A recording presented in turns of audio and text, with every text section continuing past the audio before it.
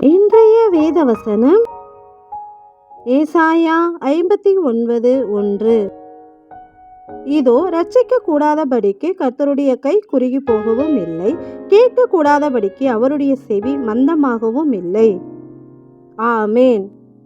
சிக்கலில் இருக்கும் நம்மை ரட்சிக்க கூடாதபடிக்கு நம்முடைய கர்த்தரின் கரம் குறுகி போகவில்லை. நாம் ஏறெடுக்கும் ஜெபத்தை கேட்க கூடாதபடிக்கு அவருடைய செவி மந்தமாகவும் இல்லை. எனவேதான் வேதம் சொல்லுகிறது, கூப்பிடுகிற எளியவனையும் உதவியற்ற சிறுமையானவனையும் அவர் விடுவிப்பார் என்று. ஆனாலும் நம்மில் பலருடைய ஜெபத்திற்கு இன்னும் ஏன் பதில் கிடைக்கவில்லை? முதலாவது, குறித்த காலத்துக்கு தரிசனம் இன்னும் வைக்கப்பட்டிருக்கிறது என்றபடி நாம் தேவனிடத்தில் வேண்டும் காரியங்களுக்கு ஒரு தரிசனத்தை குறித்த காலத்தில் தேவன் வைத்திருக்கிறார்.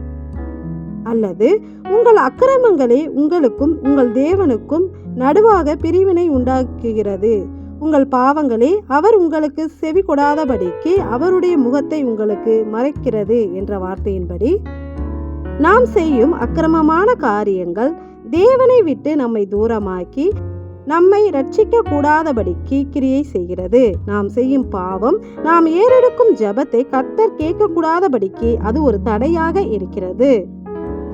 எனவே நாம் நம்முடைய அக்கிரமத்தையும் பாவத்தையும் விட்டு விலகி நம் தேவனிடத்தில் ஜெபம் செய்வோமானால் அவர் நம் ஜெபத்தை கேட்டு நமக்கு ரட்சிப்பை தருவார். ஆமேன்.